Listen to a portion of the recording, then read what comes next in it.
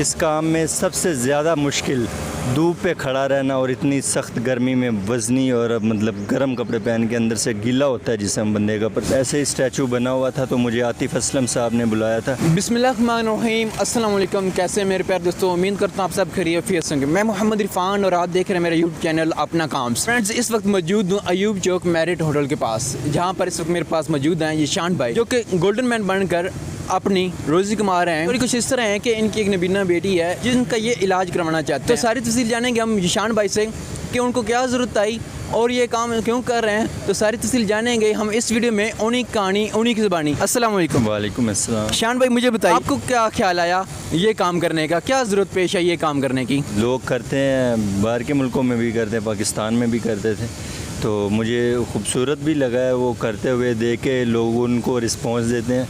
तो मुझे इस वजह से करना पड़ा कि इतनी गर्मी ज़्यादा है, जून का महीना है, तो मुझे इस वजह से करना पड़ा कि दो मेरे बेटे हैं जो स्कूल नहीं पढ़ते, एक मेरी बेटी है जो आंखों से नाबीन है, ब्लाइंड है, तो उसके इलाज के लिए मैं सरकारी हॉस्पिटलों में गया हूँ, लेकिन वहाँ उन्होंने मुझे नहीं रिस्पॉन्स दिया, तो वो प्राइवेट, उन्होंने कहा है कि प्राइवेट से रजू करे, तो प्राइवेट 1.5 से 2 लाख रुपए मांग रहे हैं, तो मेरे पास इतनी गुंजाइश नहीं थी। आप ये कब आते हैं और किस टाइम आते हैं? मैं 2 बजे आ जाता हूँ, इतनी सख्त धूप में, गर्मी में, सावन का महीना है, जून भी है, तो 2 बजे आ जाता हूँ, 9 बजे तक खड़ा होता हूँ। दिन के मतलब कितने इकट्ठे हो जाते हैं? घर का निज़ाम चलता है? देखें, अभी इतनी महंगाई का दौर है तो घर के किराए भी बहुत ज़्यादा हैं, बिजली के बिल भी इतने ज़्यादा हैं, तो बच्चों के ख़र्चे भी इतने ज़्यादा हैं कि जो बस बंदा कमाता है वो बस दिन का ख़र्चा हो जाता है। तो ख़ुद देख लें कि 1000-1200 रुपये अर्निंग होती है, ठीक है, हर रोज़ 1000 रुपया लगता है ये स्प्रे करने पे, ये इसका मतलब एक्सपेंस आता है, इसको तैयारी में रोज़ाना स्प्रे लगाने पड़ते हैं ना, तो 1000 रुपया ये निकाल के मतलब जो बच जाता है वो 1000-1200 बच जाता है, जो बच्चों के लिए ख़र्चा निकल जाता है। आप गोल्डन मैन इस्लामाबाद से पहले क्या करते थे? पहले मैंने तनख्वाहों पे काम किया है, 3-4 जगहों पे काम किया है, तो आप देख लें कि अगर 18-19 हज़ार रुपये तनख्वाह में लेता रहा हूँ तो कम से कम 10,000 रुपये तो घर का किराया, 5-6 हज़ार रुपया बिजली का बिल आ जाता है, ठीक है। और उसके बाद इतनी महंगाई है, बंदा क्या ख़रीद कर, अब बच्चों को क्या खिलाए, बच्चों को दूध किधर से पिलाए, छोटे छोटे बच्चे हैं, उनको स्कूल किधर से पढ़ाए, उनके अखराजात, उनको कपड़े, उनको तलीम किस तरह बंदा दे, क्या बंदा करे फिर, ठीक है। तो इस वजह से मैं इतनी सख्त गर्मी में अंदर से पसीना आ जाता है, इतने गर्म कपड़े हैं, तो जिसकी वजह से मुझे यहाँ पे मजबूरी है मेरी। बाकी मैंने गोल्डन मैन ऑफ इस्लामाबाद का इंटरव्यू किया, तो उनके पास जब लोग तस्वीरें वगैरह बनाने आते हैं तो वो अपनी फीलिंग शेयर करते हैं कि हम बहुत खुश होते हैं, लेकिन आप तो मजबूरी के साथ खड़े होते हैं। जब आपके पास लोग पिक्चर वगैरह बनाने आते हैं तो आप क्या फ़ील करते हैं? बहुत अच्छा महसूस होता है, बहुत अच्छा महसूस होता है। देखें, एक दरख्त है तो दरख्त सबको साया देता है, लेकिन दरख्त खुद धूप पे होता है, ठीक है।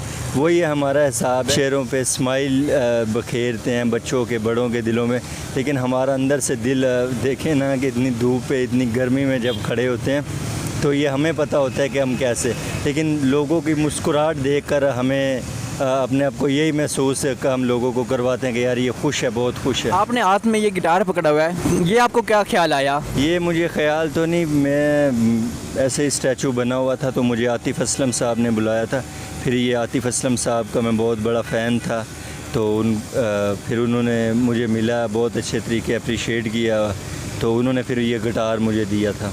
आपके पास लोग आते हैं, ज़ाहिर सी बात है कुछ लोग जहाँ पॉजिटिव माइंड रखते हैं, नेगेटिव रखते हैं, तो कभी ऐसा और किसी ने क्रिटिसाइज़ भी किया हो? बहुत सारे आते हैं, बहुत सारे, दिन में बहुत आते हैं, गालियाँ भी दे जाते हैं, बहुत बहुत बुरा भला कहते हैं, लेकिन हम उनकी तरफ देखते भी नहीं। गाली वापस देना तो दूर की बात, हम देखते भी नहीं कि भाई हम यहाँ पे खड़े हैं, कोई गाली दे रहा है, कोई प्यार दे रहा है, बस प्यार देने वाले भी, उनका भी शुक्रिया, गाली देने वालों को हम कुछ नहीं कह सकते। हर काम में मुश्किल के साथ आसानी होती है और आसानी के साथ मुश्किल। इस काम को करने में कौन सी मुश्किल होती है? इस काम में सबसे ज़्यादा मुश्किल धूप पे खड़ा रहना और इतनी सख्त गर्मी में वज़नी और मतलब गर्म कपड़े पहन के अंदर से गीला होता है जिसम बंदे का पसीने से ना, ये सबसे मुश्किल ये काम है। आप ये फेस पे स्प्रे वगैरह करते हैं, इसका कोई साइड इफ़ेक्ट नहीं होता?